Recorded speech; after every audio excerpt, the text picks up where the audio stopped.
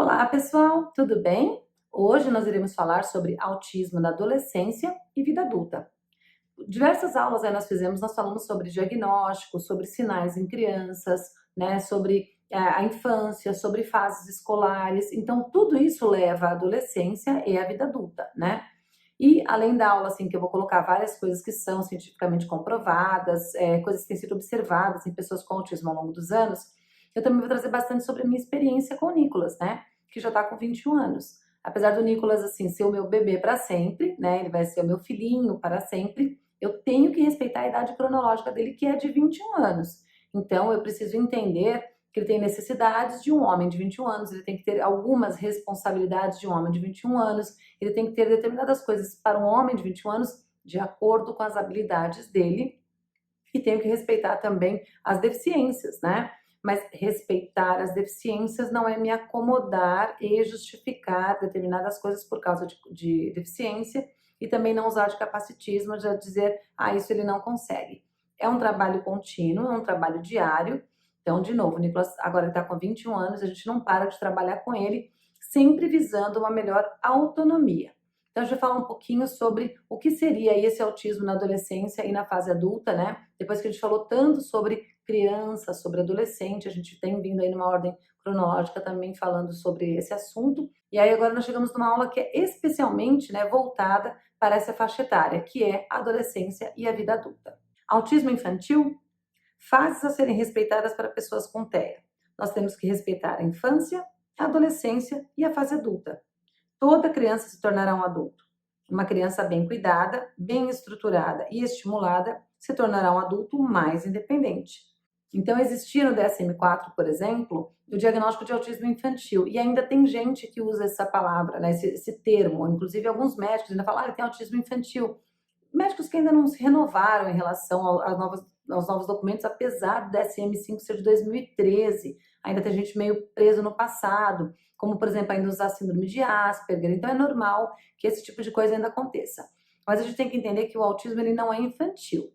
Muitas vezes as pessoas chamavam de autismo infantil, até como um diagnóstico, porque via-se uma melhora no quadro da criança no decorrer do tempo. E até hoje a gente vê isso. Então, a gente vai entendendo com o tempo que pessoas com autismo, né, dos autismos principalmente, mas não somente, os autismos idiopáticos, que são aqueles não sindrômicos, costumam mostrar uma melhora interessante no decorrer da vida, né? Costumam, né, mostrar esse desempenho melhor. Claro que tem alguns casos que ficam severos e alguns casos tem uma regressão muito severa. O Nicolas teve uma regressão severa aos 3 anos e 8 meses e a gente voltou a trabalhar com ele o tempo inteiro e aí ele foi readquirindo uma série de coisas. Essa regressão que ele teve com 3 anos e 8 meses, com certeza trouxe muito prejuízo para ele, porque ele ficou cerca de 1 ano sem falar, e aí ele ficou cerca de 1 ano e pouco sem frequentar a escola, e aí, então, quer dizer, um monte de coisa trouxe atrasos para ele, né?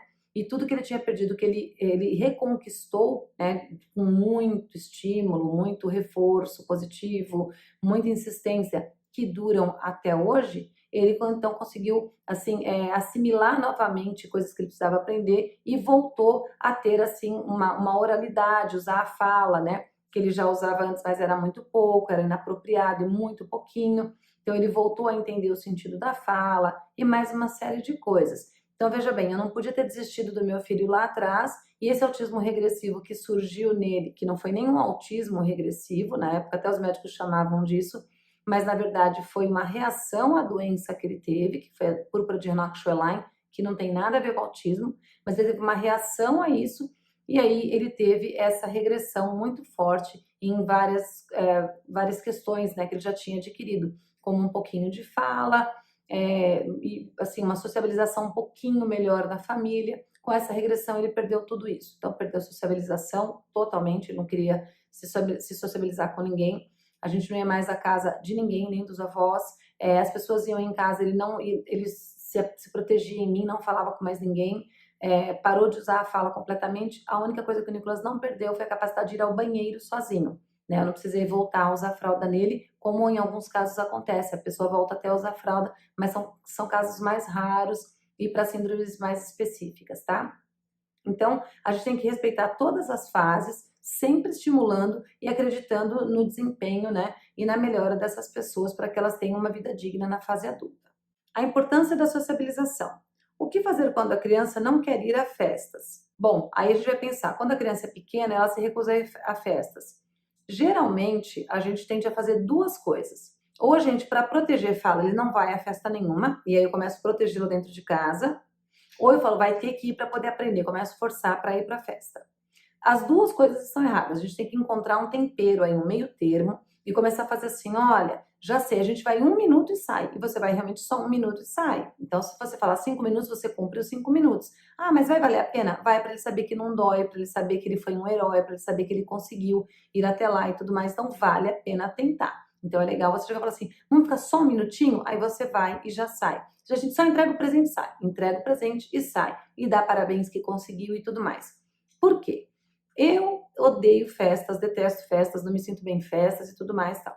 Se eu começo a tirar o meu filho também de todo esse convívio que ele também não gostava, eu não ensino ele a socialização nenhuma.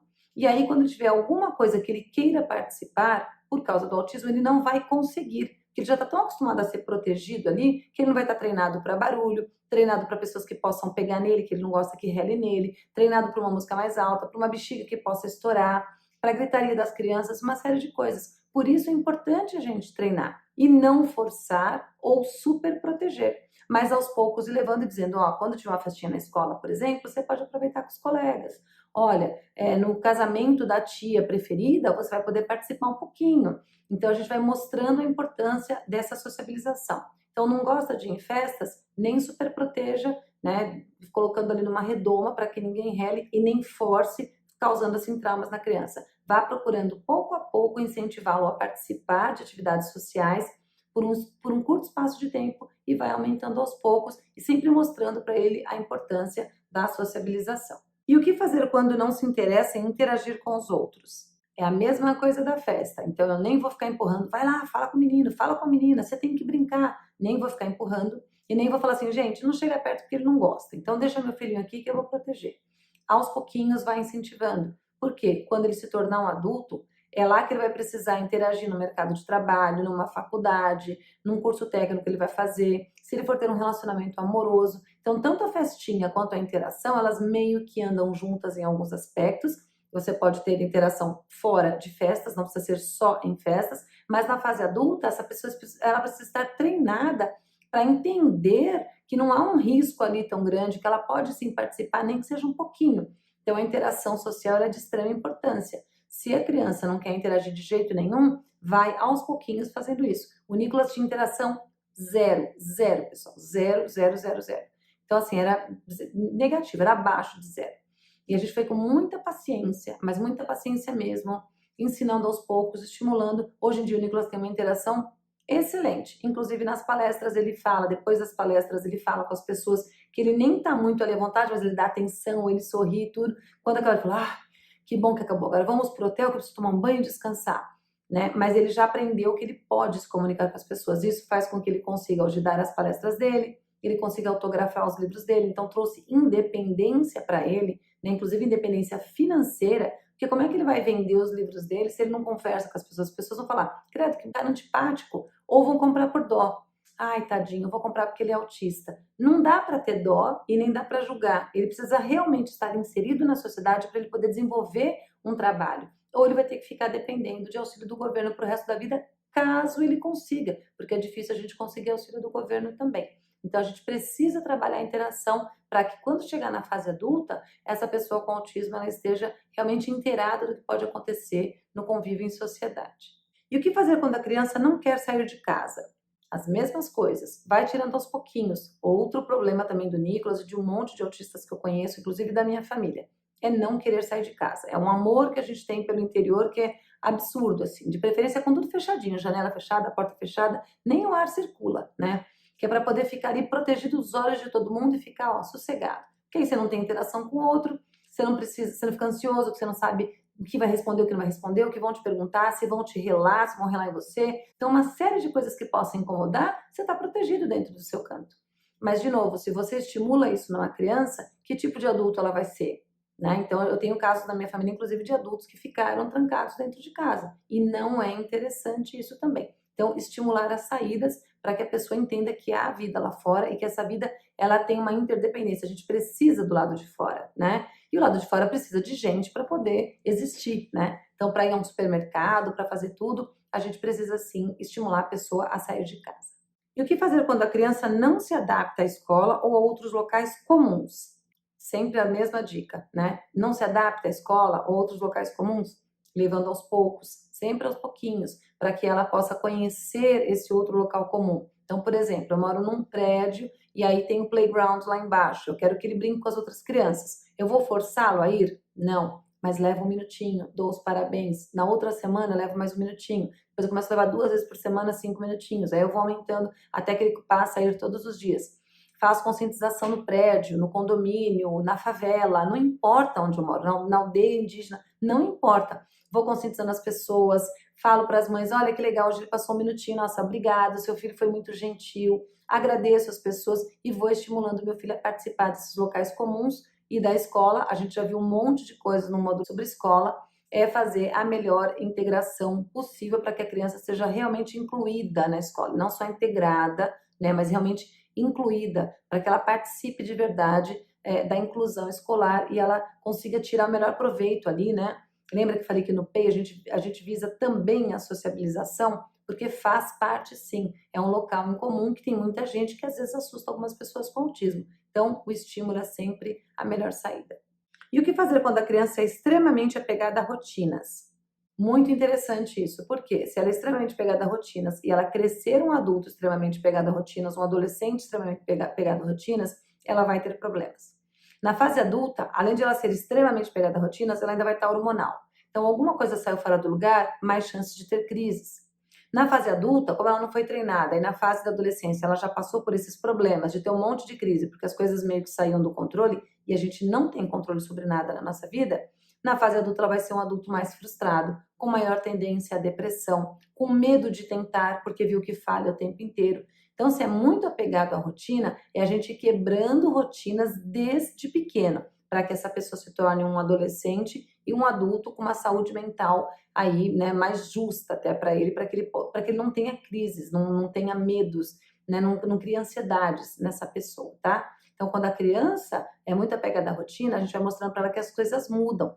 Então, se você faz todos os dias, ele faz, sei lá, karatê às 10 da manhã, você está acostumado a sair de casa às 9h30, tem dia que você vai propor para ele assim, já sei, hoje a gente vai sair daqui 9h20, porque eu quero passar na sorveteria primeiro. Então, você vê que a hora que você sai antes não tem problema. Fala assim, hoje eu quero sair daqui faltando 15 minutinhos para ela, para quando chegar ela já começar, acho que vai ser mais rápido. Então, você vai mostrando para a criança que tudo bem mudar, né? E aí ela vai se transformar num adolescente, em um adulto mais independente, e porque a pegada à rotina pode trazer sim um monte de frustrações para essa pessoa, e a gente sabe que frustrações geram aí uma série de outros problemas, inclusive depressão, e a depressão, dependendo do tipo de depressão, de como for, infelizmente leva a tentativas ou até casos, né, de suicídio aí que acabam se confirmando. Então, tem que cuidar bem para que a pessoa não fique extremamente apegada a rotinas. E o que fazer quando a criança começa a dar sinais de sua sexualidade e desenvolvimento? Pessoal, sexualidade é desde pequenininho. Desde pequenininho a gente tem que ensinar. Sexualidade não é ensinar a transar. Sexualidade é ensinar sobre o corpo, sobre quem pode, quem não pode nos tocar, sobre as mudanças que vai ter nesse corpo, os pelos que vão aparecer, as mamas que vão crescer, para os meninos a diferença que vai apresentar.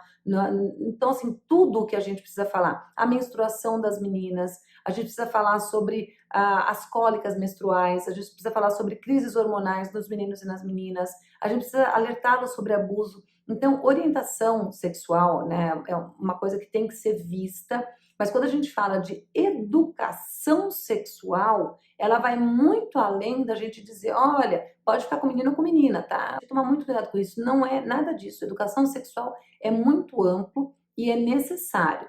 Para os nossos filhos que são autistas, para pessoas com síndrome de Down, deficiência intelectual, a gente tem que tomar um cuidado maior. A gente não sabe sobre abusos fora de casa, por exemplo. A gente não sabe sobre abusos dentro da família, que acontece, infelizmente.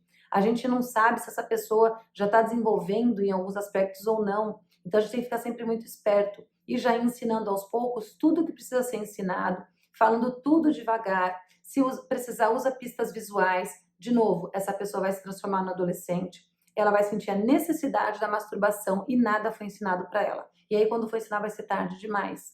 Avisar para as mães que quando a gente é sozinha, quando a gente não tem um marido, uma figura paterna ali, a gente tem que se virar, tem que falar com o nosso filho, mesmo que ele seja um menino. A gente tem que falar. Se for menina, a gente tem que falar. O pai que estiver aí do outro lado tem que falar com a sua filha também. A gente não pode ter pudores para poder falar sobre essas questões, porque a hora que eles se transformarem em adolescentes ou adultos, a gente pode enfrentar problemas muito piores.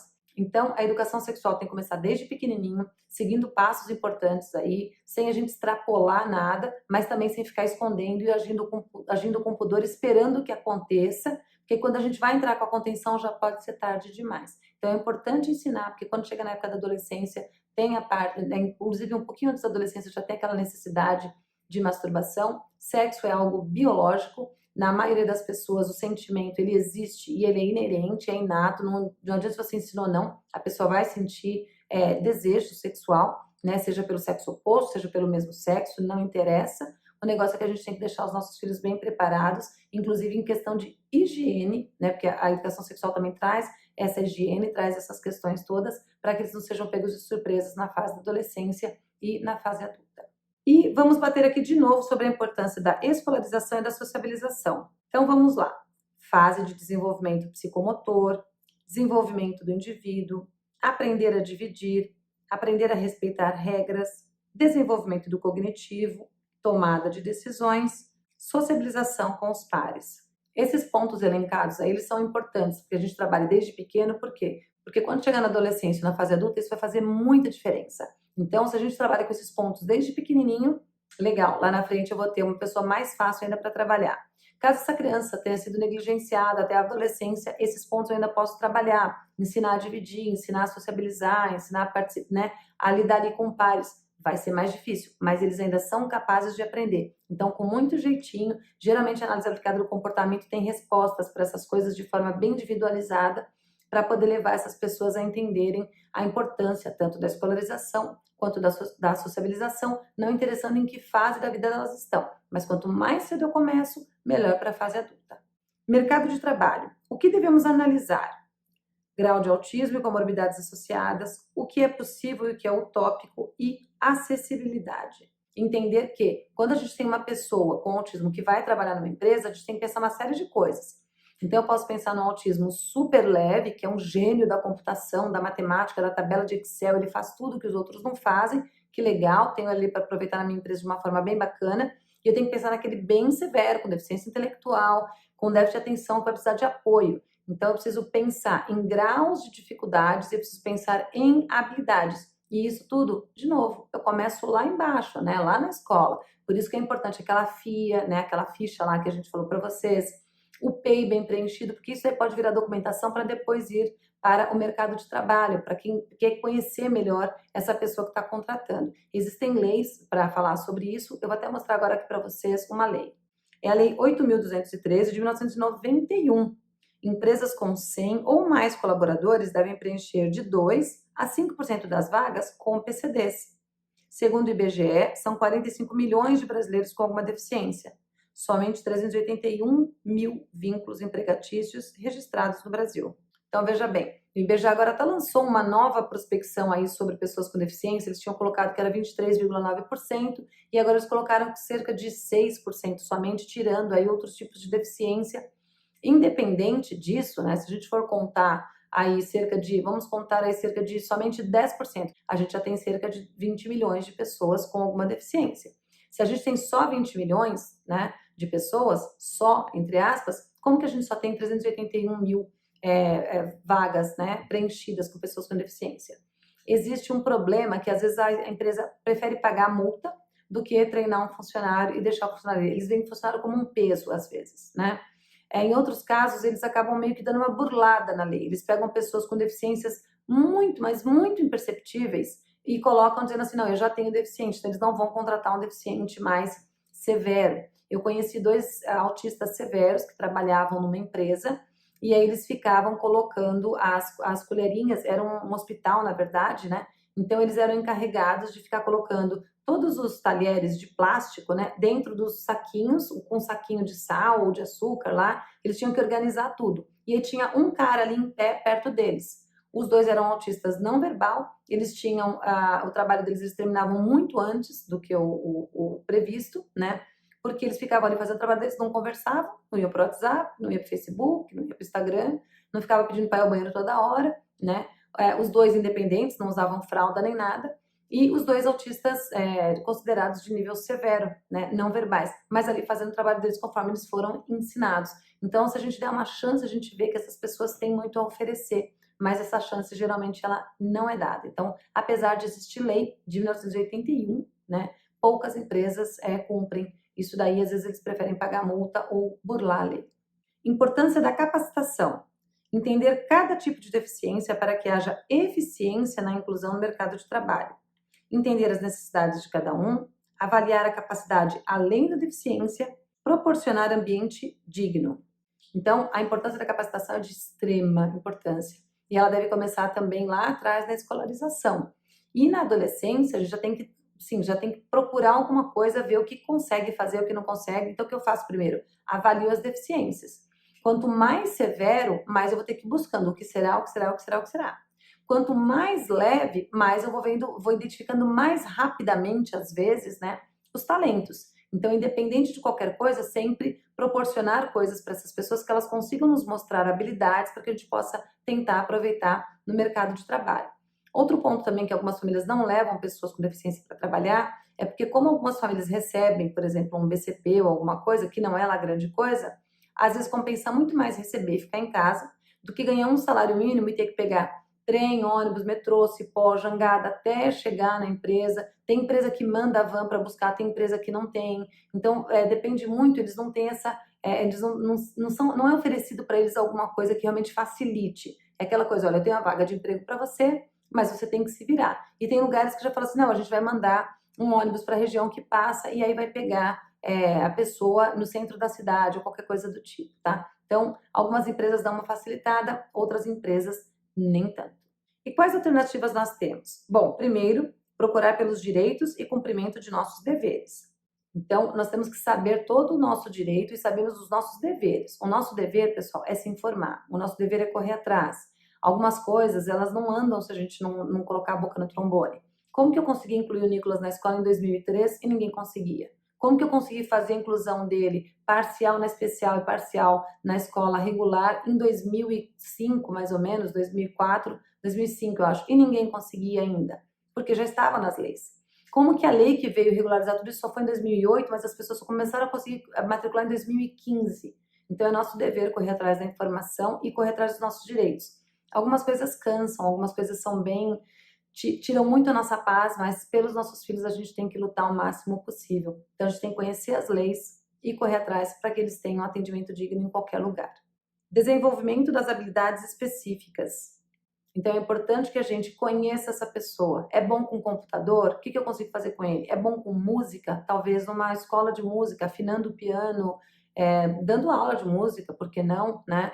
É bom com matemática? Será que eu consigo colocá-lo em um lugar para dar aula de matemática, para ser tutor de matemática, para resolver problemas numa empresa? Né? Empresas contratam matemáticos às vezes. É bom com o quê? Então, eu vou procurando essas habilidades, né? É legal a gente fazer anotação. Teve uma época que o Nicolas queria fazer design de videogames. Ele queria muito fazer design de videogames. Ele até queria que tivesse na escola aula sobre isso. Eu tentei colocar ele num curso. Quando ele viu a complexidade do curso, ele desistiu. Por quê? Porque ele não conseguia acompanhar a aula e a pessoa que estava dando o curso não conseguia ensinar para ele de uma forma mais, com uma inclusão, né? E aí ele meio que desistiu do sonho. Agora eu peguei um outro curso que é para crianças e o Nicolas está mais maduro.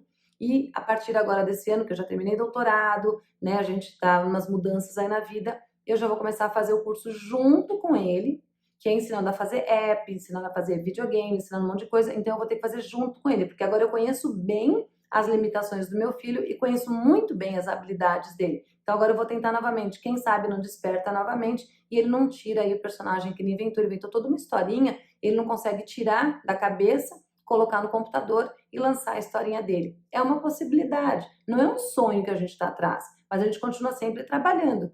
Então eu consegui desenvolver no Nicolas o talento da escrita, que ele não é um escritor assim, mas ele tem ideias maravilhosas. Então as ideias dele são muito melhores do que as minhas. para escrever livro. Ele escreve muito melhor do que eu escrevo em relação a ter ideia para a história. E aí eu escrevo melhor do que ele em relação a saber a língua portuguesa, a montar a história, a colocar ali um negócio, um mistério, alguma coisa. E a gente consegue trabalhar junto. Então eu peguei o talento dele e juntei com o meu talento, a gente conseguiu lançar livros. Eu tenho facilidade com fotografia, eu gosto muito e eu aprendo tudo muito rápido. Então eu fui para a internet, fui para o YouTube, aprendi a tirar fotografia profissional, arrumei um estágio para ele com um amigo, fiz o estágio junto com ele, porque ele não consegue aprender ouvindo, mas eu consigo. Fui aprendendo, o Nicolas ganhou prêmio nos Estados Unidos como melhor fotógrafo. Então a gente vai buscando essas coisas, né? E eu não vou desistir de buscar talentos do Nicolas enquanto eu viver. Por quê? Porque quanto mais talentos eu conseguir desenvolver nele, quanto mais opções eu puder dar para ele, melhor para ele para a vida adulta. Plano financeiro. Plano financeiro é algo complicadíssimo, né? Porque quem está com dinheiro sobrando, ótimo. E quem não está, né? Então a gente tem que pensar no seguinte: plano financeiro é interessante a gente tentar, gente, eu estou dizendo tentar, guardar alguma coisa para os nossos filhos. Quando a gente consegue, é interessante que a gente guarde e a gente tenha depois um tutor aí, alguém que seja responsável para, em caso a gente venha a falecer, que vamos falecer um dia, que essa pessoa tenha como passar o dinheiro para os nossos filhos. Quem não tem condições de guardar, que é meu caso e o caso da maioria, a gente tem que pensar em como pelo menos não deixar nada sujo no nome deles, né? Então a gente tem que ter planos para a carreira deles. Hoje em dia eu fico tentando o máximo possível guardar um pouco do dinheiro do Nicolas, né, numa conta. Aí às vezes ele cisma que ele quer alguma coisinha, porque ele não é gastão. Isso é ótimo. A gente fala, olha, você só tem tanto, isso custa tanto, você acha que vale a pena? Aí ele fala assim, acho que não. Só que aí, por exemplo, todos os videogames que ele tem, foi ele que comprou. A máquina de fliperama que ele tem, foi ele que comprou. Eu não vou falar para ele, filho, fica guardando porque eu vou morrer um dia. Porque eu vou morrer um dia. Então ele precisa ter um plano financeiro. Mas ele também não pode se privar do pouquinho que ele quer. Mas ele tem uma consciência muito bacana que ele não é gastão. Aqui em casa ninguém é gastão, assim. Ninguém sai gastando, ninguém consome à toa, né? Então o plano financeiro é interessante. Consigo guardar R$ 1 por dia, R$ 1 por mês, qualquer coisa. Tentem guardar. Eu estou dizendo tentem. E eu sei como é a realidade da maioria dos brasileiros, porque eu me encaixo na realidade da maioria dos brasileiros. Não deu, não tem como, mas é sempre importante a gente ter aquela ideia na cabeça para saber se a gente consegue um dia fazer alguma coisa para poder guardar dinheiro para eles, é de extrema importância. Terapias. As terapias continuam sendo de grande importância na vida adulta. O que muda é o foco. Pessoal, análise aplicada do comportamento é para qualquer idade. Eu aplico com meu pai e dá super certo. A nossa relação mudou assim 1.000.000% de melhor, assim, porque eu comecei a aplicar nele quando eu desconfiei que ele tivesse autismo. Então, tem o TCC, que é terapia cognitivo-comportamental, né? Então, as terapias, elas são necessárias muitas vezes para a vida inteira. Para alguns autistas muito leves, eles podem até se desprender de terapia sem problema e conseguem viver normalmente. Alguns não, vão precisar de terapia para a vida inteira. E quando essas pessoas precisam de terapia para a vida inteira, então a gente tem que entender que adulto também tem direito, né, de ter terapias. A gente não consegue também facilmente em centros, por exemplo, nos CAPs e tudo mais. Dificilmente a gente vai conseguir para atender um adulto. É outra coisa que a gente precisa lutar bastante, que a gente tenha lugares que atendam gratuitamente. A gente não tem. Quando tem alguma coisa, a fila de espera é enorme. E geralmente também quando a gente não acha pessoas que cuidem de pessoas com autismo adulto. Ainda é difícil também. Então tá aí uma boa área para quem está se formando investir. E isso não está errado, não. Quando a gente investe numa área, a gente não está olhando o lucro por causa de uma doença ou qualquer coisa. A gente sabe que existe um nicho ali de trabalho que ninguém está trabalhando. Se ninguém está trabalhando, eu fiz a faculdade para isso, por que está errado eu ganhar meu dinheiro honestamente? Então as pessoas agora estão começando meio que investir. Vou cuidar de autistas adultos. E está dando certo. Porque as famílias agora têm a quem recorrer e a pessoa tem como ganhar o dinheiro dela honesto dentro da profissão dela certinho. O grau de autismo de uma criança continua o mesmo na vida adulta? Não. O grau de autismo, nos casos de autismos não sindrômicos, mudam no decorrer da vida. Por que eu coloquei no caso de autismos não sindrômicos? Porque no caso dos autismos sindrômicos, ele pode mudar tanto para melhor quanto para pior, e vai depender da síndrome. A gente vai especificar aqui uma síndrome, né, uma por uma, vai depender bastante. No caso dos autismos idiopáticos, geralmente essas pessoas mudam de grau, geralmente para um grau melhor. Existem regressões, como por exemplo, o Nicolas teve uma regressão e tem mais um monte de gente tem? Existem. É possível recuperar? Num geral, é possível recuperar, desde que não seja aí uma síndrome de Heller, por exemplo, tá? Então, assim, o grau geralmente não continua o mesmo. Ou ele melhora, ou ele piora. Geralmente ele melhora, mas dificilmente uma pessoa vai ficar estagnada num grau só para a vida inteira. Para ela mostrar esse grau de estagnação tão grande, ela tem que ter múltiplas deficiências e nunca ter sido estimulada a nada. Aí ela vai ficar estagnada a vida inteira. Se ela é minimamente estimulada, ela vai ter o mínimo possível de desempenho aí e geralmente para melhor. Importante saber, não devemos impor limites às pessoas. Elas devem dizer até onde conseguem chegar. Não devemos menosprezar suas habilidades, tampouco superestimar. Cada um tem seu tempo e suas capacidades. Cada indivíduo com autismo é um indivíduo diferente. E quando nós falamos que cada um tem o seu tempo, não é para a gente sentar e esperar, é para a gente trabalhar enquanto esse tempo chega. Isso é muito importante. Quando a gente diz que cada um tem o seu tempo, eu não posso sentar e esperar. Ah, minha filha ainda não fala, mas o médico falou que cada um tem o seu tempo. Então eu sento e espero, ele fala, não, eu vou estimulando a fala dele. Talvez ele fale com 12 anos, talvez ele fale com 5 anos, talvez ele fale com 38 anos. Foi no tempo dele, mas porque eu fiquei estimulando o tempo inteiro e aí o tempo dele chegou. Se eu não estimular, o tempo dele nunca vai chegar. Então é importante a gente respeitar, sim, essas pessoas, respeitar o tempo, só que sempre trabalhando para que elas desenvolvam cada vez mais. Então, pessoal, o autismo na vida adulta, a gente tem que entender que não começa na vida adulta. Ele começa quando é criança. Ele não começa na adolescência, começa quando é criança.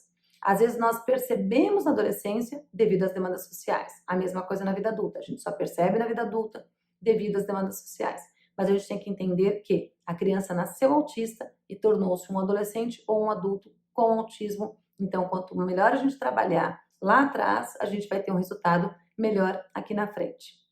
Essa foi a nossa aula de hoje. Espero que vocês tenham gostado. Um grande abraço e até a próxima aula.